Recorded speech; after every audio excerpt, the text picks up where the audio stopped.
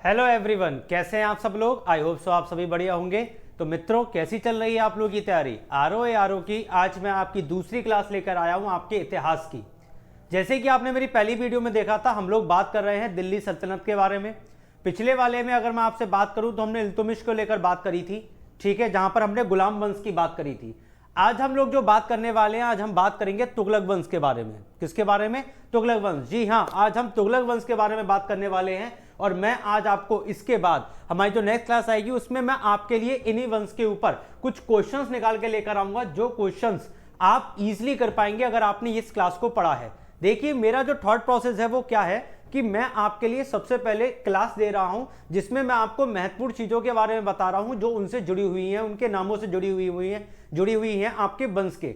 जैसे मैं तुगलक वंश की आज बात कर रहा हूं तो तुगलक वंश में आपके गयासुद्दीन, फिर आपके फिरोज शाह, आपके मोहम्मद बिन तुगलक और आपके महमूद की बात होगी।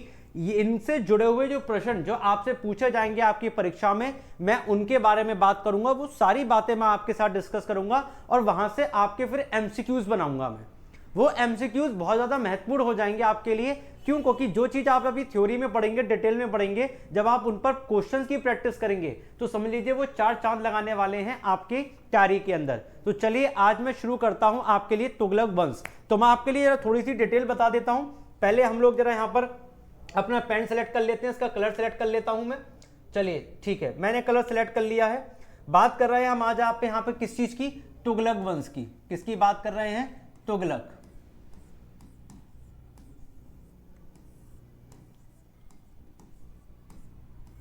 ठीक है, तुगलक वंश की बात कर रहे हैं। आई थिंक सो ये आपको ज्यादा विजिबल नहीं होगा ये कलर, मैं दूसरे कलर से ट्राई कर लेता हूं।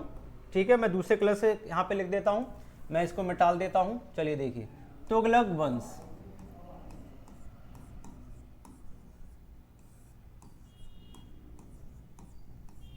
ठीक है, तुगलक वंश की बात हम यहां पे करेंगे। ये शायद आपके लिए विजिबल होगा अच्छी तरीके से, आप इसको ठीक से देख पा रहे होंगे। चलिए, तुगलक वंश की बात कर रहे हैं तो तुगलक वंश का जो शासनकाल है, जो दिल्ली सल्तनत के अंदर इसका शासनकाल है, वो कब से कब तक का रहा था, मैं उस पर बात कर लेता हूं।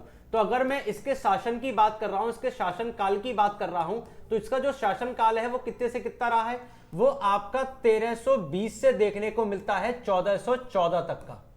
कब से कब तक देखने को मिल रहा है? 1320 से लेकर 1414 तक का आपको देखने के लिए मिलेगा। क्या? तुगलक वंश का शासनकाल। तो भाई देख लेते हैं इसकी नींव रखने वाला इंसान कौन था, इसका संस्थापक कौन था। तो सबसे पहले अगर मैं आपको बात कर रहा हूं, यहां पे संस्थापक की बात कर लेते हैं। तो चलिए मैं यहां पे दूसरा पेन ले लेता हूं जिससे आपको ये विजिबल हो जाएगा। ठीक है, सबसे पहले आपके कौन आते हैं? गयासुद्दीन। कौन आते हैं आपके? देखना ये विजिबल है आपके लिए? नहीं, शायद मेरी समझ से आपको हरा रंग इस पर दिखेगा नहीं, क्योंकि बैकग्राउंड जो है वो हमारा हरा है। हमारा बैकग्राउंड कैसा है? हरा है।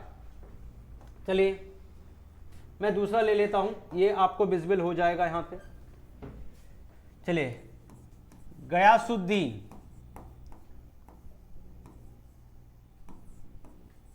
चलिए, गयासुद्दीन की अगर हम आपसे बात कर रहे हैं तो गयासुद्दीन जो थे वो आपके इसके संस्थापक थे, जिनकी आपकी कार्यकाल बताऊं तो आपको 1320 से लेकर देखने को मिलता है। कब से कब तक? 1325 तक। 1325 के बाद इस गद्दी पर बैठने वाला जो इंसान था वो कौन था? वो था आपका मोहम्मद बिन तुगलक। मोहम्मद बिन तुगलक। अब मोहम्मद बिन तुगलक आपका कब से कब तक बैठा? तो 1325 से, कहां से बैठा? 1325 से 1351 तक बैठा। कब तक बैठा भाई इस आपके राज सिंहासन पर?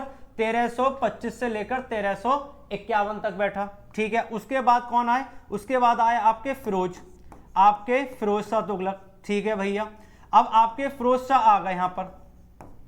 फिरोज शाह तुगलक कब से कब बैठे? ये आपके 1351 से लेकर 1388। जी हाँ बिल्कुल, 1351 से लेकर 1388 तक बैठे। उसके बाद आ जाते हैं आपके कौन? उसके बाद कौन आते हैं आपके? निसारुद्दीन। ठीक है,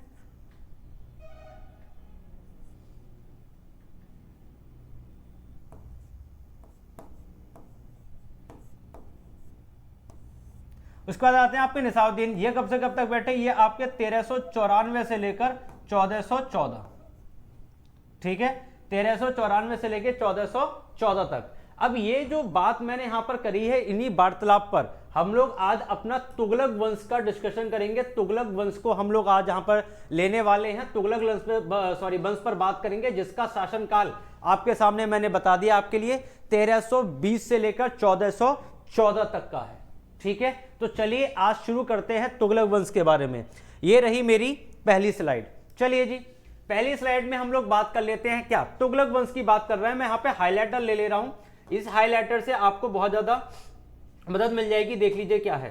चलो देखिए, तुगलक वंश की हम बात कर रहे हैं। गयासुद्दीन तुगलक, हाँ जी भाई, गयासुद्दीन तुगलक। मैंने आपको बताया था गयासुद्दीन तुगलक के बारे में। मैंने आपको क्या बताया था कि भाई, क्या बताया था यहां से जी, देख लीजिए, पुनः एक बार देख लीजिए। गयासुद्दीन से मैंने आपको बताया था 1320 से इसका शासनकाल शुरू हुआ था। और कब तक चला था? 1325 तक चला था। कब से कब चला था? 1320 से 1325। 1320 में इसी ने तुगलक वंश की स्थापना की थी। इसी ने तुगलक वंश की समलीजिए नींव रखी है। इसने आकर दिल्ली सल्तनत में, गयासुद्दीन तुगलक ने आकर तुगलक वंश की स्थापना कर तुगलक वंश को इस्टेब्लिश किया। और इस्टेब्लिश होकर ये 1320 से लेकर कहां तक चला था? ये आपका 1320 से लेकर 1414 तक चला था। ठीक है, ये तुगलक वंश का आपका शासनकाल है जो आपके दिल्ली सल्तनत में जुड़ा है। तो ठीक है, गयासुद्दीन तुगलक, या फिर इसका दूसरा नाम गाजी मलिक तुगलक। नाम ध्यान रखिएगा भैया, गयासुद्दीन तुगलक का ही नाम क्या है आपका? गाजी मलिक तुगलक है। का प्रथम शासक था, उसने तुगलक वंश की स्थापना की। किसने स्थापना की है? किसने स्थापना की है? तुगलक वंश की स्थापना की है किसने? गयासुद्दीन तुगलक ने। कब करी है? 1320 में की है। ठीक है, दिल्ली सल्तनत के सभी सुल्तानों में मोहम्मद बिन तुगलक, किसका नाम आ गया? मोहम्मद बिन तुगलक का नाम आ गया। मोहम्मद बिन तुगलक, हाँ जी बताइए। मोहम्मद बिन तुगलक पीछे ही बताया है, 1325 से लेकर 1351, 1325 से लेकर 1351 तक का भैया इनका शासनकाल रहा है आपके। ठीक है, अच्छा चलिए देखिए भैया, लिखा हुआ भी मिल गया, लिखा हुआ भी मिल गया, कितनी अच्छी बात है। सर्वाधिक विद्वान एवं शिक्षित शासक था। कैसा था? सबसे ज्यादा विद्वान और शिक्षित शासक आपका सुल्तान तुगलक वंश का कौन सा सुल्तान था? वो आपका मोहम्मद बिन तुगलक था। ठीक है जी, मोहम्मद बिन तुगलक ने कृषि की उन्नति के लिए एक नए विभाग दीवान ए आमिर ए कोही की स्थापना की थी।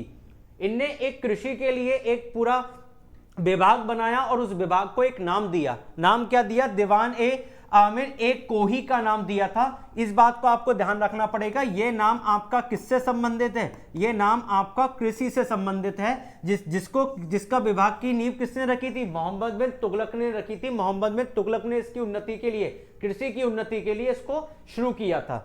ठीक है, आगे मोहम्मद तुगलक के प्रयोगों में एक सबसे महत्वपूर्ण था राजधानी दिल्ली से दौलताबाद ले जाना। बहुत महत्वपूर्ण प्रश्न है कि भाई वो पूछ लेगा कि दिल्ली से दौलताबाद ले जाने वाला जो शासक था वो कौन था? तो वो कौन था? वो मोहम्मद बिन तुगलक था।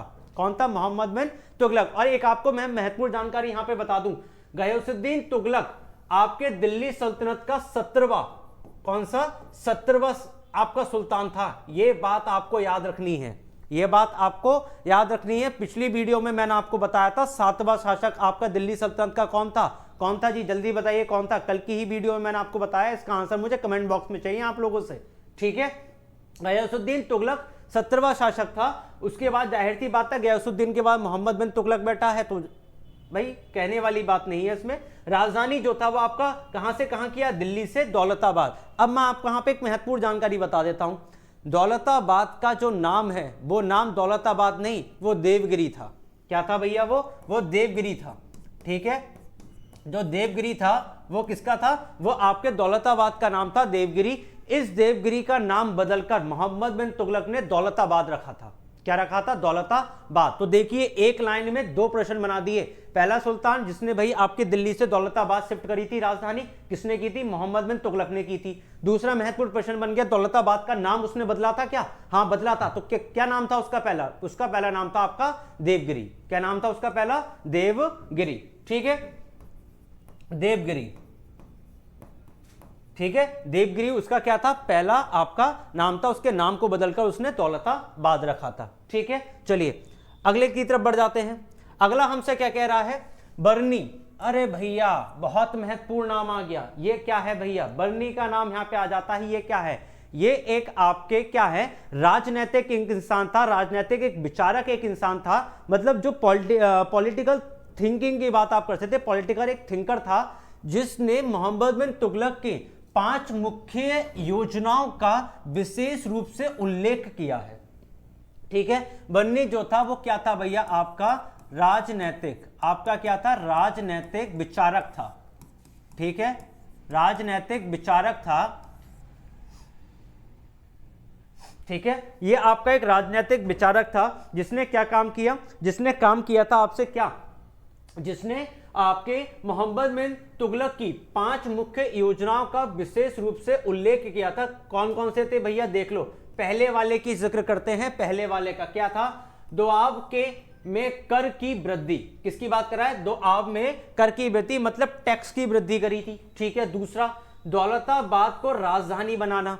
ठीक है, कहां से, दिल्ली से दौलताबाद लेकर गया था, अभी पिछले में ही हमने देखा था। अगला संकेतिक मुद्रा जारी करना। कैसा था, संकेतिक, संकेतिक का मतलब क्या है, सॉरी संकेतिक का मतलब क्या हो गया यहाँ पे, कि आपकी जो मुद्रा है, जो क्वाइन है, उस क्वाइन के पीछे संकेत दिए हुए थे, उसको गुदवाया रखा था उसने क्वाइन के ऊपर, और साथ ही साथ में इसने टोकन मनी, साथ ही साथ में इसने टोकन मनी की भी शुरुआत करी थी, साथ ही साथ में इसने टोकन मनी की भी शुरुआत करी थी। टोकन मनी भी वहां से आपको देखने को मिलती है, किसने, मोहम्मद बिन तुगलक ने। इन्हीं कुछ कारणों की वजह से इसको एक खराब शासन, एक खराब सुल्तान भी बोला गया था, जिसके ऊपर आपके उस समय के एक प्रसिद्ध थिंकर ने आपकी एक बात भी कही है, वो अभी मैं डिस्कस करूंगा आपसे, आपके साथ। चलिए, चौथा वाला देखो क्या है, खुरासान पर आक्रमण और आपका कराचिल की ओर अभियान। ठीक है, कराचिल की ओर अभियान और आपका खुरासान पर आक्रमण, ये आपकी कुछ दो ऐसी चीजें निकलकर यहां पर आई सामने, जहां को जिसको किसने, बर्नी, जो आपके एक राजनीतिक विचारक था, उस राजनीतिक विचारक ने इस चीज पर बात करी थी। तो अगर मैं यहां पर देखूं पूरी तरीके से ओवरऑल अगर मैं आपसे बात करूं, तो देखो यहां पे 3 चीजें तो ही निकल कर आ गई। सबसे पहला मुद्रा वाली बात, दूसरा यहां पर दौलताबाद वाली बात, तीसरा आपका खुरासान पे युद्ध आपका, और फिर कराचिल पर, ठीक है, इसकी ओर अभियान की बात करी थी। इन्हीं कुछ चीजों की वजह से अगर मैं आपको बताऊं, तो इतिहास में मोहम्मद बिन तुगलक का जो नाम है वो एक खराब शासक के तौर पर लिया जाता है, एक खराब शासक भी इसको बोला जाता है। ठीक है, हालांकि बहुत ज्यादा भाई ये देखा जाए तो एक शिक्षित था, बहुत ज्यादा बुद्धिमान था, वृद्धि इसने बहुत ज्यादा की थी तुगलक वंश के अंदर, और 1325 से लेकर भाई 1351 तक इसने शासन किया, तो ऐसे ही थोड़ी किया होगा। ठीक है, लेकिन कुछ ऐसी खामियां, कुछ ऐसी गलतियां जिसको लोगों ने इसका बिल्कुल बर्दाश्त नहीं किया, जिसकी वजह से ये एक तरीके से खराब सुल्तान का भी इसको एक टैग मिल गया। ठीक है, चलिए आगे। मोहम्मद बिन तुगलक ने इब्न बतूता को दिल्ली का काजी नियुक्त किया था। अब बात अगर मैं आपसे करूं, यहां पे इब्न बतूता है कौन, भाई मैं आपको बता दूं, अगर बात आती है कि चीन के अंदर राजदूत के तौर पर भेजे जाने वाला व्यक्ति जो तुगलक वंश से था, वो कौन था, तो इस नाम इसी का आता है। पैट की परीक्षा में मैंने क्लास ली थी, उसमें भी मैंने आपको बताया था, इब्न बतूता जो था वो तुगलक वंश से गया था, और ये एक चीनी यात्री, मतलब चीन में गया था, चीनी यात्री बना था। क्यों बना था, आपके मोहम्मद बिन तुगलक के कहने पर बना था। अब काहे बना था भाई, तो मैं आपको बता दूं, ये आपका एक अरब आदमी था, मतलब आपका अरबी यात्री आपका था, बहुत ज्यादा बुद्धिमान और एक तरीके से आप कह सकते हैं स्कॉलर आदमी था। इसका क्या करना था, ये जब मोहम्मद बिन तुगलक के शासन में आया था, तो मोहम्मद बिन तुगलक ने इसको रख लिया, बोले भाई आप विचारक बहुत बढ़िया हैं, आप बुद्धिमान भी बहुत ज्यादा है, और आप क्या करते हैं, आप चीजों को ट्रांसलेट कर लेते हैं बहुत बढ़िया तरीके से। तो आप एक काम करिए, आप हमारे यहाँ पर आके अनुवाद करना शुरू कर दीजिए, आप एक तरीके से हमारे राजदूत बन जाइए और हमारी चीजों को एक्सप्लोर करना शुरू कर दीजिए, मतलब जगह जगह जाकर चीजों को हमारी जो चीजें उनको बताना शुरू कर दीजिए। क्यों, क्योंकि मैं आपको बताऊं, आगे चलकर फिरोज शाह तुगलक जिसका नाम निकल कर आएगा, जिसने 1351 के बाद शासन किया था, जिस गद्दी को संभाला था, उसने पूरा नगर का जाल बिछा दिया था। नगर के जाल का मतलब आप समझ रहे हैं, मतलब ये कि अगर दिल्ली मेरे पास है और दिल्ली की बाउंड्री को मैं नहीं खींच पाया, तो फिर मैं क्या कर रहा हूं, तो मैंने क्या किया, मैंने पास जो पूरा शासन था, जो पूरा भारत का जो लैंड था, उस जमीन के ऊपर मैंने नगर बसाने शुरू कर दिए थे। यह फिरोज शाह तुगलक की राजनीति थी, जिस राजनीति में नगर का निर्माण सबसे ज्यादा हुआ था। ठीक है। उसी में जो आपके ये जो अरबी जो आपके इब्न बतूता है, ये जो व्यक्ति था, ये व्यक्ति बहुत बड़ा पॉलिटिकल विचारक था, आपका थिंकर था, जिसने इस चीज में इनकी बहुत मदद की थी। तो मोहम्मद बिन तुगलक ने इसको क्या किया था, दिल्ली का काजी नियुक्त किया था और बाद में फिर इसको भेजा भी था। कब भेजा था देख लो भाई, तो बाद में 1342 ईस्वी में उसे सुल्तान का राजदूत बनाकर चीन भेजा गया था। कहां भेजा गया था, चीन भेजा गया था। काहे भेजा गया था, मैंने आपको ये बात भी बताई, ठीक है, ये बात भी मैंने आपको बताई। तो इब्न बतूता में अरबी आती था, साथ ही साथ में ये आपका क्या था, मैं आपको बता दूं, ये आपका लेखक भी था, ये आपका लेखक भी था, ठीक है, ये चीजें लिखता भी था। विचारक तो था ही, साथ ही साथ में ये लेखक भी था। जैसे मैंने आपको बताया ना, अनुवाद करने के लिए बात यहां पर हो रही थी, तो भाई बुद्धिमान व्यक्ति था, एक लेखक था। अब इसने भी इनके बारे में बहुत कुछ लिखा। अब इनके बारे में कैसे लिखा, अब भाई कोई इंसान यहां से चीन तक जाएगा, क्या अपनी यात्रा में वो कुछ लुत्फ नहीं उठाएगा? तो इस लुत्फ को उसने अपनी विचारधारा के अनुसार किताबों में वर्णित किया है। और किस प्रकार किया है वो चीज हम लोग यहां पे देख लेते हैं। तो देख लीजिए, इब्न बतूता ने किताब उल रहेला नामक अपनी पुस्तक में अपनी यात्रा का वर्णन प्रस्तुत किया है। अब ये जो क्लासिफिकेशन जो इन्होंने भाई यहां पर किया कि मैं कैसे मोहम्मद बिन तुगलक के दिल्ली का जो काजी में नियुक्त हुआ, कैसे मैं वहां से राजदूत बनकर चीन तक पहुंचा और चीन में जाकर मैंने अपनी क्या विचारधारा रखी, इस सब चीज को एक पुस्तक के अंदर इन्होंने सिमट के रख दिया। और वो पुस्तक का नाम आपको याद रखना पड़ेगा, उल रहेला। ये पुस्तक का नाम आपको याद रखना पड़ेगा, ये आपसे पूछा जा सकता है। और भैया किसकी किताब है, ये भी आपको यहां पर ध्यान रखना पड़ेगा। ये कुछ महत्वपूर्ण चीजें हैं जो आपको कॉपी पेन लेकर बैठना चाहिए और ये चीज आपको तुरंत नोट करनी चाहिए। अगर मैंने तुगलक वंश की आज बात बोली थी तो आपको तुगलक वंश डालकर हेडिंग उसमें सारी चीजें नोट करनी चाहिए। हालांकि देखो, मैं स्पेस आपको दे देता हूं, साइड में हो जाता हूं बीच बीच में वीडियो में, ताकि आप लोग इस चीज पर फोकस करके इसको नोट डाउन कर ले। और ये जरूरी बात बन जाती है जो आपको करनी चाहिए, ठीक है।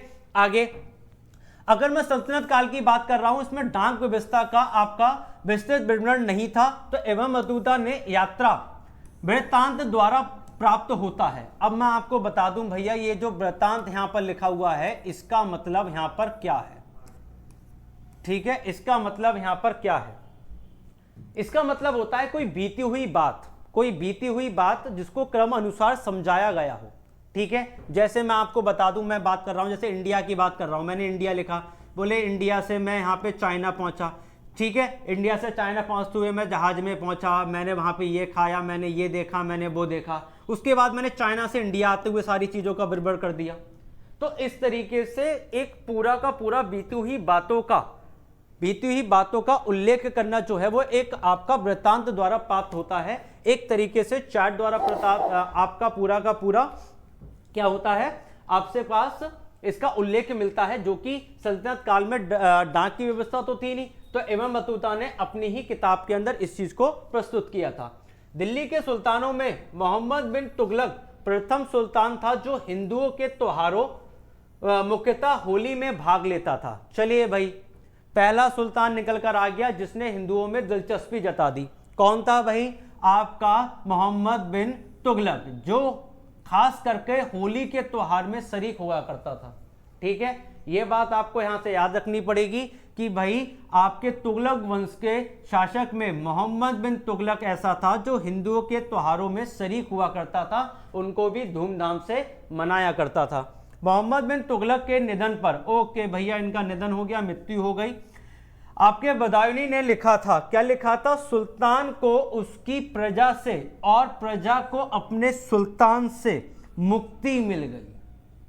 देखा जाए तो भैया एक दुख की बात आ रही है निकल कर यहाँ पर, और एक तरीके से हर्ष की बात भी है। बोले कैसे भाई, देखना, बोले सुल्तान को उसकी प्रजा से और प्रजा को उसके सुल्तान से बोले मुक्ति मिल गई है, बोले अब चले जाओ कहीं भी जाना है, ठीक है। तो जो बात मैंने पीछे बोली थी, वो जो कुछ कारण थे जो बनने की किताब में आपको उल्लेख मिलते हैं, वो क्या था, वो ये सीन था कि जो आपके उल्लेख मिले थे, वो उल्लेख का मतलब क्या था कि उन कुछ चीजों की वजह से जो प्रजा थी वो अपने सुल्तान को थोड़ी सी पसंद नहीं कर रही थी, उससे नाखुश थी, ठीक है। और इसी वजह से इसको एक खराब सुल्तान का भी दर्जा मिला था, खराब सुल्तान भी इसको कहा गया था इतिहास में। तो इसी वजह से यहां पर जो था आपका ये जो लाइन थी वो उल्लेख की गई है। ठीक है, तो इस बार में समझ लेना, अगर आपसे क्वेश्चन पूछा जाता है कि खराब सुल्तान का टाइटल किसको मिला है, तो समझ लेना किसको मिला है, मोहम्मद बिन तुगलक को मिला है। ठीक, अगला फिरोज शाह तुगलक। हाँ जी सर, फिरोज शाह तुगलक। तो भाइयों बहनों, फिरोज शाह तुगलक का शासनकाल मैंने क्या बताया था आपको, 1351 से लेकर 1388 तक का बताया था। क्या बताया था, 1351 से लेकर 1388 तक का मैंने शासनकाल बताया है। किसका, फिरोज शाह तुगलक का। फिरोज शाह तुगलक ने एक विभाग दीवान एक खैरात स्थापित किया था। भैया काहे किया था, खैरात का मतलब आप समझते ही होंगे, यहाँ पे गरीब मुसलमानों, अनाथ स्त्रियों और विधवाओं को आर्थिक सहायता देता था और निर्धन मुसलमान लड़कियों के विवाह की व्यवस्था करता था। तो खैरात के मतलब पे ये हो गया कि एक तरीके से दान दक्षिणा देने वाली बात हो गई। जो विधवा लोग थे उनको दान दक्षिणा दी जा रही थी कि भाई वो अपना घर कैसे चलाएंगी। साथ ही साथ में जो भाई जिनके माँ बाप असहाय थे, जो आपकी अनाथ बच्चियां थे, उनकी भी विवाह का पूरा प्रबंध किया जाता था। तो उसमें एक पूरा आपका क्या था, एक विभाग बना हुआ था दीवाने खैरात नाम से। तो दीवाने खैरात नाम से ये जो विभाग आपका बना हुआ है, ये विभाग इन सब लोगों की मदद करता था, सहायता प्रदान करता था। तो दीवाने खैरात किस तुगलक वंश के शासक का है, किस सुल्तान का है, तो फिरोज शाह तुगलक का है। ठीक है जी, अगला फिरोज शाह तुगलक को दासों का बड़ा शौक था। किसका शौक था, दासों का। और इसके लिए इसने बहुत विभिन्न काम भी करे हैं। कैसे करे, देखो, दासों की देखभाल के लिए उसने एक पृथक विभाग दीवान ए बंदगान का गठन किया है। किसका किया है, दीवान ए बंदगान का। अगर पूछा जाए कि ये जो था वो किसके लिए था, तो भैया वो दासों के लिए था। किसके लिए था, दासों के लिए था। किसने किया था, तो फिरोज शाह तुगलक ने करा था। किसने किया था, फिरोज शाह तुगलक। एक ही शब्द से दो दो प्रश्न बनना है। वो पूछ सकता है दीवाने बंदगान, या फिर बोल सकता है कि आपके तुगलक वंश के सुल्तान ने दासों के लिए एक विभाग बनाया था, वो विभाग का नाम क्या है, तो दीवाने बंदगान होगा। ठीक है, वो बोलते ये किसके लिए था, तो दासों के लिए था। किसने करा था, तो फिरोज शाह तुगलक ने करवाया था शुरू। ठीक है, इस तरीके से प्रश्न बनेंगे। तो आपको ये बात डिटेलिंग में लिखनी है। देखो, भले ही आपको यहाँ पे एक लाइन नजर आ रही है और आपको लग रहा हो अरे यार इस लाइन से क्या बना पूछेंगे, जब से एक लाइन से दो दो तीन तीन क्वेश्चन की मैं आपको कोटेशन बता सकता हूं यहां से। तो आपको इन चीजों को लिखना होगा हेर फेर के। जैसे राम श्याम का भाई है तो श्याम ही राम का भाई है। दो शब्दों को इस तरीके से बोल देंगे, मतलब एक निकल कर आ रहा है। ठीक है, पर कर्म और कर्ता पर फर्क पड़ जा रहा है यहाँ पर। सेम उसी तरीके से बात यहाँ पर हो रही है। बात सिर्फ एक नाम की हो रही है, लेकिन इस नाम से 2 या 3 क्वेश्चन बन सकते हैं। बोले भाई ये नाम किसके लिए है, तो दासों की व्यवस्था के लिए है। ठीक है, किसने शुरू कराई है, तो फिरोज शाह तुगलक ने कराई है। समझ रहे हैं बात के लिए। फिरोज शाह तुगलक का शासनकाल कब से कब तक रहा है।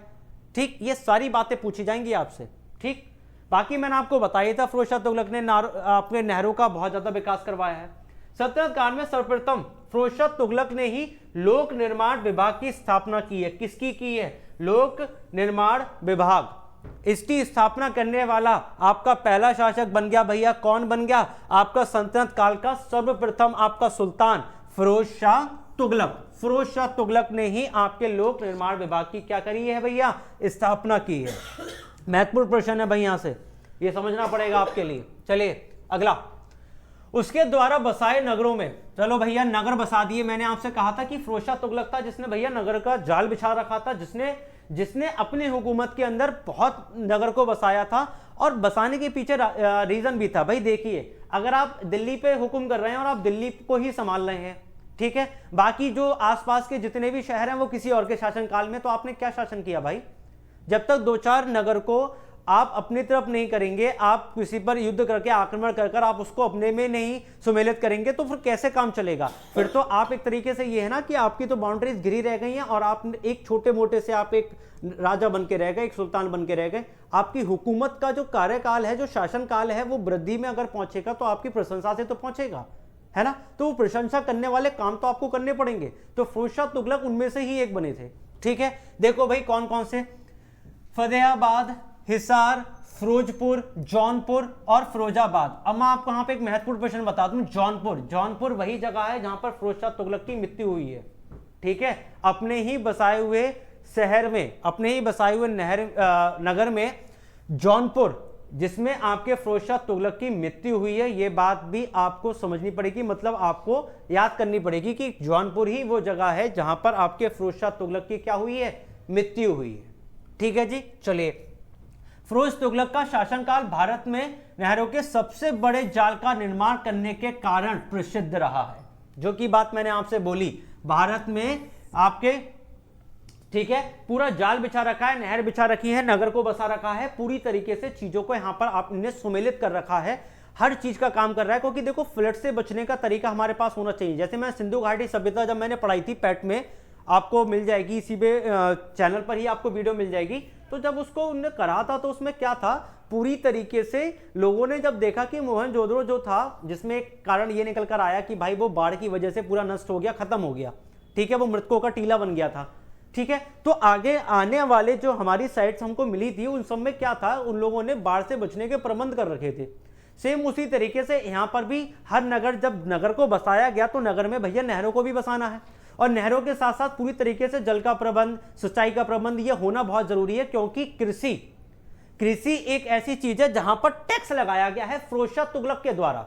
अब कृषि पर जब टैक्स लगाया गया तो मैं आपको बता दूं, 1/10 जो फसल का उत्पादन होगा उसका आपको देना पड़ेगा राजघराने को, ठीक है। अब 1/10 का मतलब समझे, माना भैया आपने मैं एग्जांपल लेके बता रहा हूं, 10 कट्टे आपने भैया उगाए तो 1 कट्टा आपको देना पड़ेगा ऐसा टैक्स के रूप में। ये आपका यहां से पॉलिसी थी, किसकी, फिरोज शाह तुगलक की। तो उन्हें उस हिसाब से उन्होंने कहा भाई अनाज ज्यादा उगेगा तो भैया सुल्तान को भी अनाज ज्यादा खाने को मिलेगा। तो इस वजह से उनने सब जगह नहरों का भी निर्माण कराया ताकि अच्छी तरीके से सिंचाई हो पाए, अच्छी तरीके से लोगों के पास आपका फसल हो पाए। फिरोज तुगलक हक ए शाह नामक सिंचाई कर लगाने वाला दिल्ली का प्रथम सुल्तान बना। मैं आपको बता दूं, ये जो आपका कर है, ये जो आपका टैक्स है, सॉरी माफ कीजिएगा जरा, ये जो आपका टैक्स है ये 1/10 है आपके फसल के उत्पादन पे। जो फसल आपकी उगेगी उस फसल का 1/10 आपको प्रतिशत किसको देना पड़ेगा, फिरोज शाह तुगलक को देना पड़ेगा कर के रूप में। पैसा वैसा इसको नहीं चाहिए था, इसको अनाज चाहिए था, ठीक है। अब माना ले भी लेगा तो अपने ही साम्राज्य में जब भैया अनाज बिचवाएगा तो भाई महंगा करके बेचेगा, तो भैया खुद को थोड़ी ले लेगा महंगा करके। तो उसने क्या उन्होंने कहा भैया हमें फसल दे दो, हमें नहीं मतलब है तुम्हारे पैसों से, अपने आप कमाते रहो, अपने आप खाते रहो, हमको कितना दे दो, 1/10 हिस्सा हमको दे दो। सही है जी। तो ये कर लगाने वाला पहला व्यक्ति था। साथ ही साथ में फिरोज तुगलक द्वारा ब्राह्मणों पर जजिया लगाया गया था।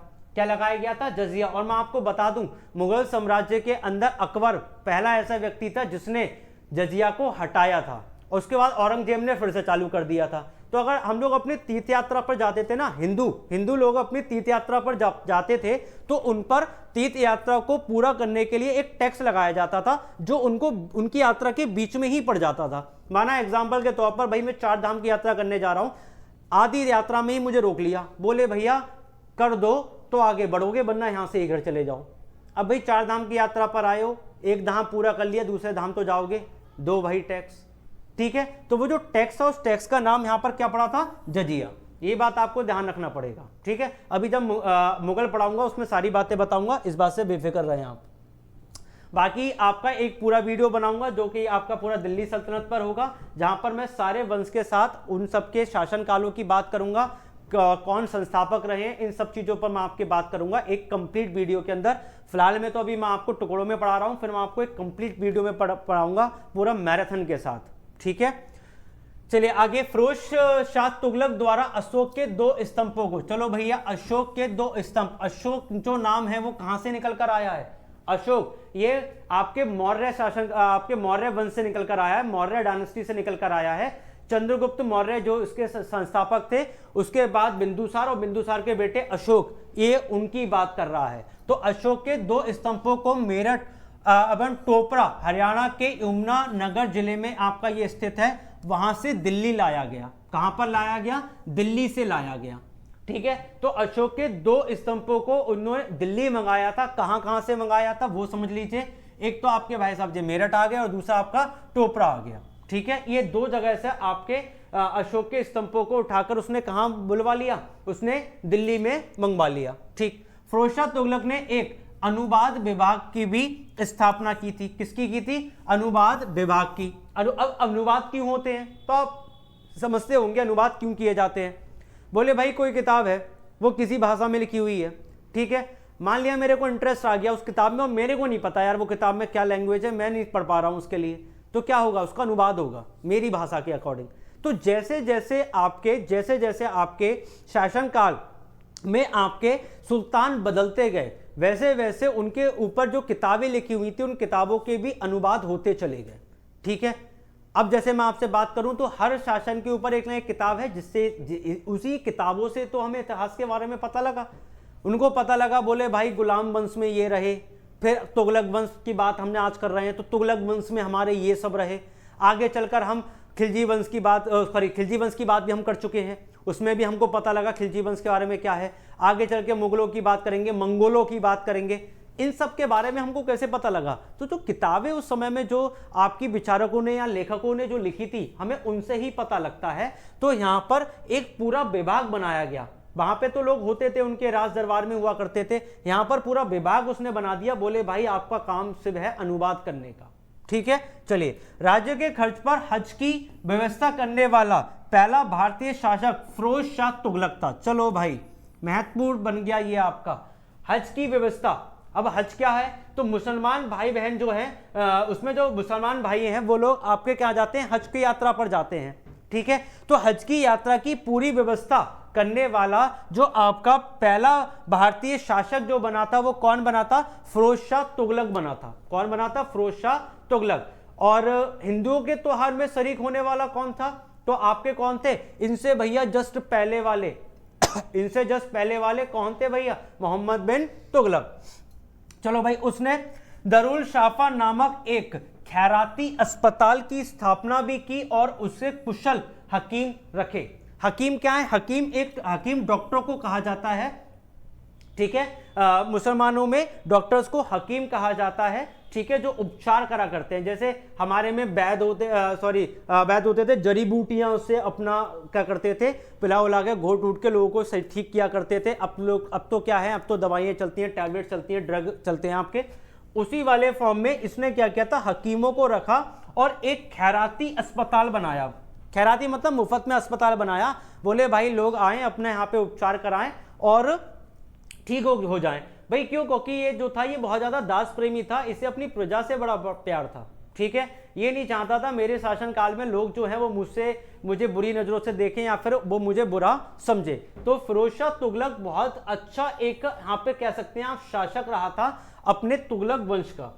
ठीक है, चलिए इधर आ जाते हैं, अगला आ गया भाई ये नसरुद्दीन महमूद। ओके जी, महमूद जी आ गए यहाँ पे 1394 से लेके आपके 1412 तक की कहानी यहाँ पर आपकी बयां करते हैं। तो कौन, तुगलक। तो मैंने आपको पहले ही बताया होगा तुगलक वंश का जो आखिरी जो शासक रहा था, वो कौन रहा था, वो आपके महमूद जी रहे थे।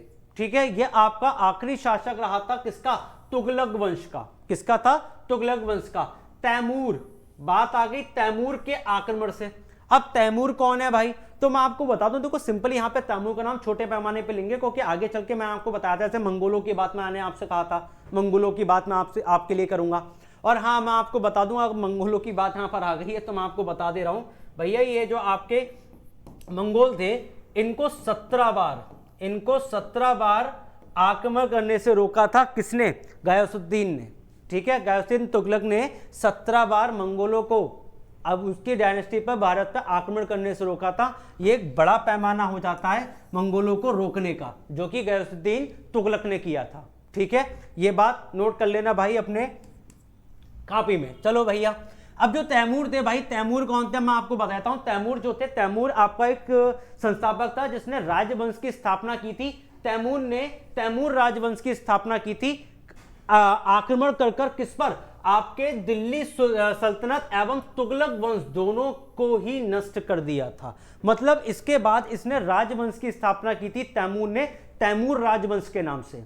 ठीक है, तो तैमूर जो थे वहां से संस्थापक बन गए थे उस राजवंश के, जहां से उन्होंने क्या की थी, अपनी सल्तनत चालू करी थथी, जहां पर दिल्ली सल्तनत और तुगलक वंश दोनों को ही पूरी तरीके से समाप्त कर दिया था। किसने, तैमूर ने। कब, आपके 1398। उसके बाद 1312 तक भैया ये अपनी लाज को बचाते रहे। उसके बाद इनकी मृत्यु के बाद तुगलक वंश का नामो निशान ही भारत से खत्म हो गया, दिल्ली सल्तनत से खत्म हो गया।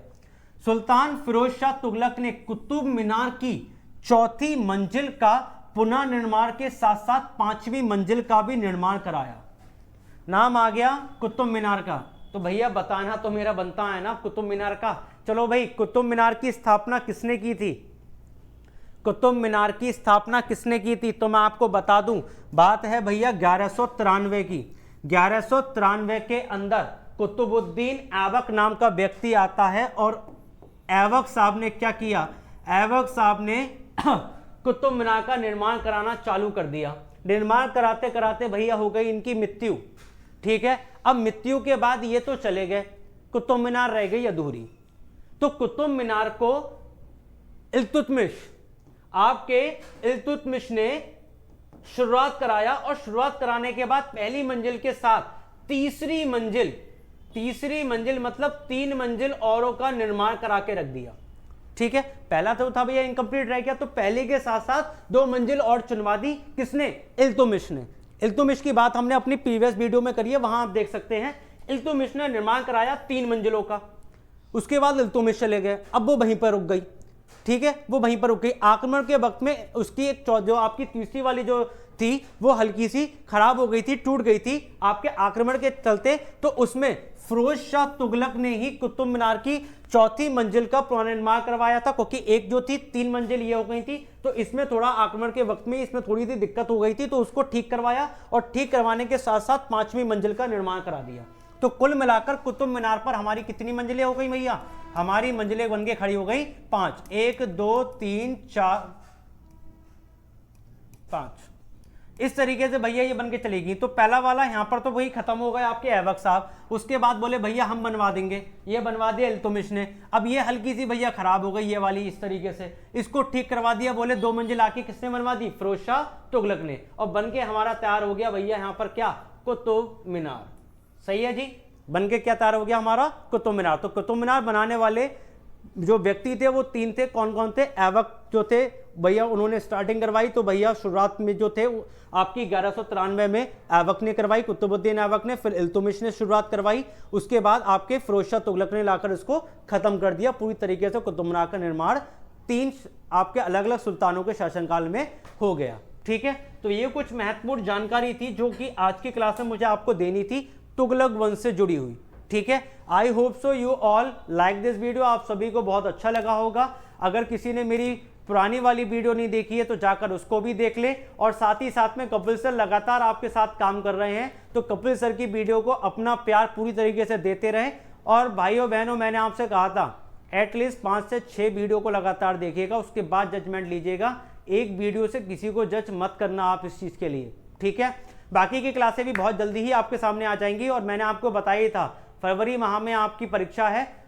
हम आपको पूर्णता तरीके से मैराथन प्रोवाइड कराएंगे, ताकि कम से कम हमारे भाई बहन, अब जैसे पेट में हम लोगों ने करवाया था सेम उसी तरीके से हम आपको अधिकारी बनाएंगे। और ये अधिकारी का सपना जो आप देख रहे हैं वो जल्दी ही साकार होगा। बस बने रहिए एनपीसी गुरुकुल की टीम के साथ और उसके परिवार के साथ। तब तक हम विदा लेते हैं और मिलते हैं आपको अगली वीडियो में अगले कंटेंट के साथ। नमस्कार।